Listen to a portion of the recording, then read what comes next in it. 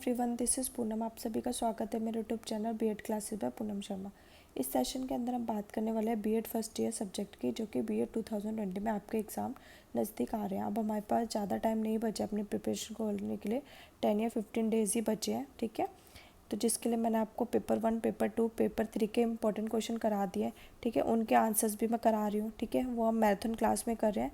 ये marathon class उन्हीं बच्चों को मिलेगी जिन्होंने मेरे चैनल को सब्सक्राइब कर रखा है। ठीक है, तो जल्दी से चैनल को सब्सक्राइब कर दीजिए और टेलीग्राम चैनल ज़रूर ज्वाइन कर लेना, जिसमें आपको क्लासेस के इम्पॉर्टेंट अपडेट्स और बीएड एग्ज़ाम के जो भी इम्पॉर्टेंट अपडेट्स हैं आपको उस पर मिल जाएंगे। ओके, ठीक है। जो आज का हमारा सब्जेक्ट है लर्निंग एंड टीचिंग पेपर 3, उसका हम यूनिट 2 का इम्पॉर्टेंट क्वेश्चन डिस्कस कर रहे हैं। ठीक है, काफ़ी इंपॉर्टेंट सेशन है, ध्यान से समझिएगा।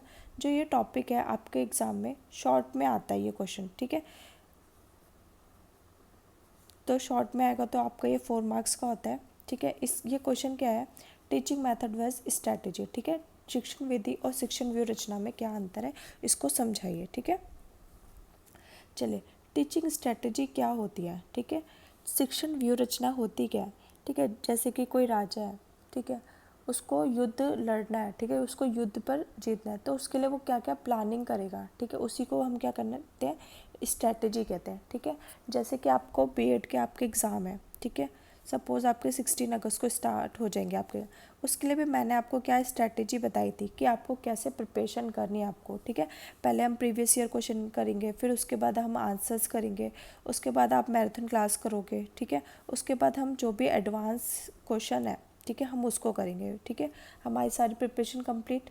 ठीक है, उसी को ही हम क्या बोलते हैं, स्ट्रैटेजी बोलते हैं। ठीक है, अपने उद्देश्यों को प्राप्त करना, वही क्या कहलाती है, हमारी स्ट्रैटेजी कहलाती है।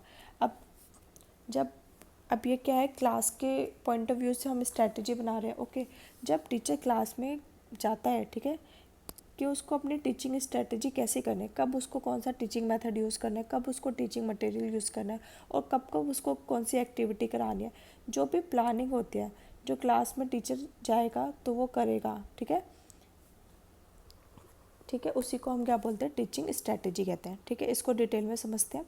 शिक्षण अधिगम प्रक्रिया में शिक्षण के उद्देश्य निर्धारित हो जाने के बाद एक शिक्षक उन उद्देश्यों की प्राप्ति के लिए जो भी नीति, योजना व कार्य निर्धारित करता है, वह सब शिक्षण व्यू रचनाएं कहलाती हैं। ठीक है, टीचिंग स्ट्रेटजी कहलाती है। इस प्रकार कहा जाता है कि शिक्षण व्यू रचना व क्रमबद्ध योजना, ठीक है, एक सीक्वेंस वाइज योजना है, प्लानिंग है, जिसके द्वारा एक शिक्षक शिक्षा के द्वारा निर्धारित उद्देश्यों के प्राप्त करने का प्रयास करता है। ठीक है, अब ब्राउडी के अनुसार शिक्षण व्यू रचनाओं का संबंध वह क्षेत्र व अत्यंत बहुत व्यापक है, बहुत बड़ा क्षेत्र है जो स्ट्रैटेजी है।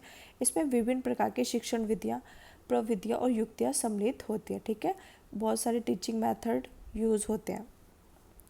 ठीक है, अब आपका क्वेश्चन आता है कि टाइप्स ऑफ स्ट्रैटेजी कितनी प्रकार के होते हैं। ठीक है, टाइप्स ऑफ स्ट्रैटेजी 2 प्रकार के होते हैं, ऑटोक्रेटिक स्ट्रैटेजी और एक होती है डेमोक्रेटिक स्ट्रैटेजी। इसको डिटेल में समझते हैं। शिक्षक केंद्रित व्यू रचना, ठीक है, शिक्षक है वो बच्चों को बता रहा होता है, इसके अंतर्गत वो होती है। ठीक है, शिक्षक, और फिर डेमोक्रेटिक में क्या होता है, बच्चों को ध्यान में रख के कि बच्चों के उसमें ज़्यादा इन्वॉल्वमेंट रहे। ठीक है, शिक्षक में क्या होता है, बच्चे निष्क्रिय हो जाते हैं, बच्चों का ज़्यादा इन्वॉल्वमेंट नहीं होता, लेकिन जो डेमोक्रेटिक है इसमें बच्चों का ज़्यादा इन्वॉल्वमेंट होता है। ठीक है, शिक्षक केंद्रित व्यू रचना सत्तात्मक और एकात्मक व्यू रचना, ठीक है, इसको बोलते हैं। पहले इसके अंदर आता है लेक्चर स्ट्रेटेजी, व्याख्यान, जिसमें टीचर क्या देता है, लेक्चर देता है, किसी भी टॉपिक को समझाना है वो लेक्चर के द्वारा माध्यम से समझा सकता है। डिमॉन्स्ट्रेशन, किसी चीज़ को दिखा के। ट्यूटोरियल स्ट्रेटजी, छोटे छोटे टुकड़ों में बांट के कोई वीडियो दिखा दे उसको, ट्यूटोरियल स्ट्रेटजी। और प्रोग्राम स्ट्रेटजी। फिर आपके आते हैं डेमोक्रेटिक स्ट्रेटजी में, ठीक है, ताकि इसके अंदर बच्चे क्या रहे, एक्टिव रहे। वाद विवाद व्यू रचना, डिस्कशन स्ट्रेटजी, ठीक है, बच्चों को कोई टॉपिक दे दिया उसको वो डिस्कस करें। खोज व्यू, डिस्कवरी स्ट्रेटजी। और मस्तिष्क विप्लव व्यू रचना, ब्रेन स्टॉर्मिंग, ठीक है, बच्चों को कोई प्रॉब्लम दे दी और बच्चे उसको सॉल्व कर रहे हैं, उसको हम बोलते हैं ब्रेन स्टॉर्मिंग। ठीक है, अब आपका मेन क्वेश्चन यहाँ से स्टार्ट होता है कि टीचिंग स्ट्रेटजी और टीचिंग मेथड में क्या डिफरेंस है। ठीक है, टीचिंग स्ट्रेटजी क्या होता है, जो भी उद्देश्य निर्धारित किए हैं, ठीक है, उनको उद्देश्य की प्राप्ति के लिए जो भी नीतियाँ बनाते हैं उसी को हम क्या बोलते हैं, टीचिंग स्ट्रेटजी कहते हैं। टीचिंग मेथड क्या होता है, जैसे हमें कोई भी टॉपिक समझाना है उस टाइम के लिए, जैसे हमें संज्ञा, सपोज़ हमें संज्ञा का टॉपिक समझाना है, ठीक है। तो उसके लिए हम जो मेथड यूज़ करेंगे उसी को हम बोलते हैं टीचिंग मेथड, ठीक है। टीचिंग स्ट्रैटेजी, इसका क्षेत्र अत्यंत व्यापक होता है, इसमें बहुत बड़ा होता है। इसका क्षेत्र क्या होता है, संकुचित होता है, छोटा सा होता है। इसमें अनेक शिक्षण विधियाँ, प्रविधियाँ और युक्तियाँ सम्मिलित की जाती है, लेकिन शिक्षण विधि व्यूहरचना का ही एक हिस्सा है, क्योंकि ये जो टीचिंग मेथड है टीचिंग स्ट्रैटेजी का एक पार्ट है। इसका सीधा सीधा संबंध शैक्षिक उद्देश्यों से होता है, ठीक है। जो भी हमने शैक्षिक उद्देश्य निर्धारित करके उसके लिए होता है, लेकिन इसका शैक्षिक उद्देश्य से सीधा संबंध ना होकर अप्रत्यक्ष होता है। इनका इनका निर्धारण शैक्षिक उद्देश्यों के आधार पर किया जाता है। इनका निर्धारण पाठ व छात्रों के प्रगति व के आधार पर किया जाता है, ठीक है। जो भी शैक्षिक उद्देश्य उसके आधार पर किया जाता है इनका निर्धारण, लेकिन इसका निर्धारित पाठ व छात्रों कौन सा लेसन पढ़ाना उस पर किया जाता है, या फिर छात्रों की प्रगति कैसे है, ठीक है, कि बच्चे कैसे हैं, इंटेलिजेंट बच्चे हैं तो बस मैं लेक्चर मेथड के द्वारा उनको समझा सकती हूँ। अगर बच्चे क्या है थोड़े कमज़ोर है तो मुझे डिमॉन्स्ट्रेशन मेथड भी यूज़ करना पड़ेगा, ठीक है, बोल के भी यूज़ करना पड़ेगा, इसके अंतर्गत वो सब आ जाता है। ओके, इनका लाभ लक्ष्य समुचित अधिगम परिस्थितियों को उत्पन्न करना होता है। इनका लक्ष्य पाठ की जानकारी छात्रों को कराना होता है, ठीक है, टीचिंग मेथड में। यह शिक्षण का विस्तृत अध्यापन योजना है, ये केवल प्रतिदिन शिक्षण से संबंधित होती रहते हैं। ये हम डेली चेंज होता रहता है, ठीक है। हम ये नहीं कि एक ही टीचिंग मेथड से हम बच्चों को पढ़ा सकते, नहीं, लेकिन शिक्षण की विस्तृत अध्यापन योजना हम टीचिंग स्ट्रैटेजी यूज़ कर सकते हैं, ठीक है। ये शिक्षण व्यवस्था को उत्पन्न करता है, ये छात्रों को समक्ष पाठ को प्रस्तुत करते हैं, ठीक है। हमें कैसे टॉपिक को रिप्रेजेंट करते हैं, जैसे मैंने संज्ञा को बताया उसके लिए एक ही टीचिंग मेथड यूज़ होगा, ठीक है।